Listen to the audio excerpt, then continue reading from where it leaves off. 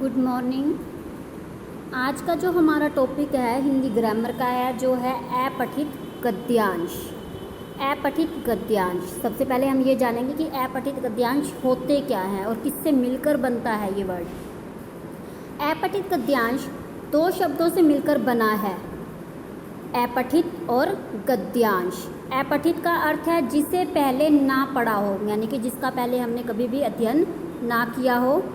गद्यांश का अर्थ होता है पाठ का अंश या भाग, अर्थात पाठ का वह भाग जिसका पहले अध्ययन ना किया गया हो, यानी जिसे पहले कभी भी ना पढ़ा गया हो, उसे कहते हैं अपठित गद्यांश।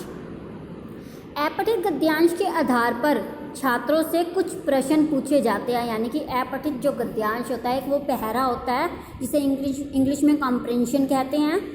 उस पहरे को रीड किया जाता है, उसी पहरे में से ही जो प्रश्न दिए जाते हैं उसके उत्तर उसी में से ही छाटे जाते हैं, जिसके उत्तर गद्यांश को पढ़कर छात्रों को स्वयं यानी खुद देने होते हैं। अतः यह छात्रों में रचनात्मक यानी कि अपने आप कार्य को करने की क्षमता को बढ़ाता है, यानी रचनात्मक विकास क्षमता का विकास करता है और उनकी सोचने और समझने की शक्ति को बढ़ाने का प्रभावशाली माध्यम है, यानी कि तरीका है, एक माध्यम है क्या करने का, बच्चों में सोचने समझने की शक्ति को बढ़ाने का। अपठित गद्यांश को हल करते समय निम्न बातें ध्यान में रखनी चाहिए। सर्वप्रथम गद्यांश को ध्यानपूर्वक पढ़ना चाहिए, कि सबसे पहले हमें दिए गए गद्यांश को अच्छे से पढ़ना चाहिए। गद्यांश में आए कठिन शब्दों के अर्थ को समझना चाहिए, कि जो उसमें कठिन शब्द दिए गए हैं उनके अर्थ को समझना चाहिए। गद्यांश की मुख्य बातें रेखांकित कर लेनी चाहिए। रेखांकित यानी कि अंडरलाइन, उसमें आपको क्या क्या चीज़ें इंपॉर्टेंट लगी उसे अंडरलाइन कर लेना चाहिए। गद्यांश में पूछे गए प्रत्येक प्रश्न का उत्तर संक्षिप्त व स्टिक होना चाहिए। संक्षिप्त यानी छोटा और सीधा होना चाहिए। उत्तर की भाषा सरल व स्पष्ट होनी चाहिए। सरल यानी आसान और स्पष्ट यानी साफ।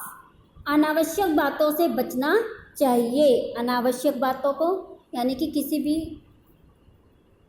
अन्य इधर उधर की बातों पर ध्यान देना नहीं चाहिए। तो आज हम पूरा शुरू करते हैं। यहाँ कुछ अपठित एवं उनके नीचे कुछ प्रश्नों के उत्तर दिए गए हैं, जिसे ध्यानपूर्वक पढ़िए। पहले हम पहला रीड करते हैं। राजा जनक मिथिला प्रदेश के राजा थे।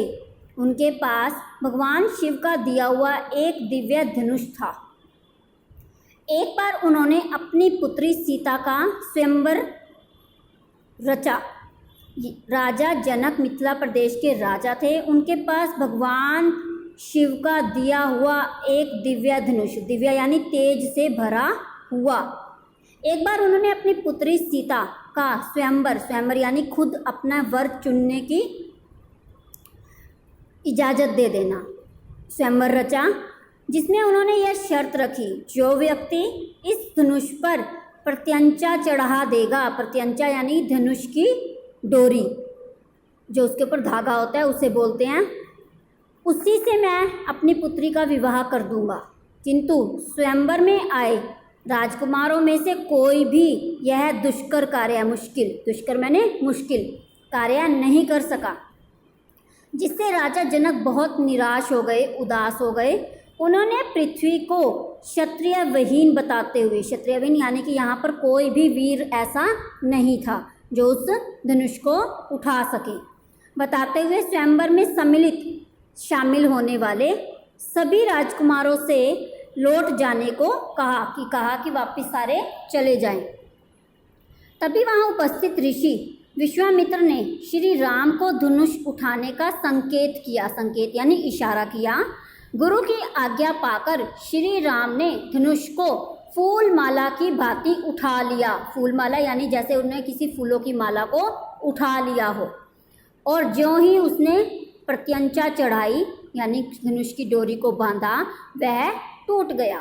यह देखकर सभी लोगों को बहुत आश्चर्य हुआ यानी हैरानी हुई, परंतु राजा जनक बहुत प्रसन्न हुए, वो बहुत ही खुश हुए और उन्होंने अपनी पुत्री सीता का विवाह श्री राम के साथ कर दिया। तो ये हमारा था अपठित गद्यांश का पहरा। तो अब इसमें से जो क्वेश्चन आया वो हम देखेंगे। राजा जनक कहाँ के राजा थे? तो इसका आंसर जो है वो फर्स्ट लाइन में दिया गया है कि राजा जनक मिथिला प्रदेश के राजा थे। उसके बाद आता है हमारा सेकंड क्वेश्चन, राजा जनक को दिव्य धनुष किसने दिया था? कि वो तेज से भरा हुआ धनुष किसने दिया था? राजा जनक को दिव्य धनुष भगवान शिव ने दिया था। थर्ड क्वेश्चन आता है हमारा, सीता जी के स्वयंवर के लिए राजा जनक ने क्या शर्त रखी? उन्होंने क्या बैट लगाई? सीता जी के स्वयंवर के लिए राजा जनक ने शर्त रखी कि जो व्यक्ति भगवान शिव के दिव्य धनुष को पर प्रत्यंचा चढ़ा देगा उसी से सीता का विवाह होगा। कि राजा जनक ने यह शर्त रखी कि जो भी सीता के स्वयंवर में सीता के स्वयंवर में जो भी इस धनुष पर प्रत्यंचा चढ़ा देगा यानी डोरी चढ़ा देगा वह उसी से ही सीता का विवाह हो जाएगा। राजा जनक ने पृथ्वी को क्षत्रिय विहीन कब कहा? क्षत्रिय विहीन यानी कि वीरों से रहित।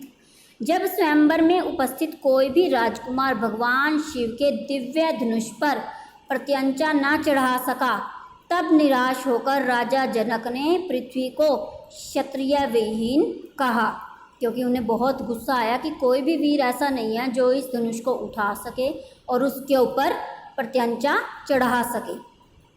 श्री राम को धनुष उठाने का संकेत किसने दिया? श्री राम को धनुष उठाने का संकेत यानी इशारा ऋषि विश्वामित्र ने किया कि